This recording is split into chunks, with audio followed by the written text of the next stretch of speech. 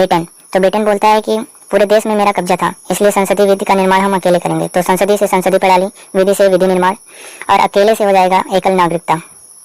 जी हाँ दोस्तों, अब चलते हैं दूसरे देश पे। अमेरिका, अमेरिका बोलता है कि मैं सबसे ताकतवर देश हूँ, इसलिए लोगों को न्याय और स्वतंत्रता देना मेरा मौलिक अधिकार है। तो न्याय, स्वतंत्रता का अधिकार और मौलिक अधिकार। जर्मनी, जर्मनी बोलता है तुम लोग हमें विश्व युद्ध में हराए हो, इसलिए मैं आपातकाल घोषित करूंगा। तो आपातकाल का सिद्धांत जर्मनी से। फ्रांस, फ्रांस बोलता है मैं तो बहुत पहले से ही गणतंत्रात्मक वाला देश हूँ, इसलिए गणतंत्रात्मक शासन व्यवस्था।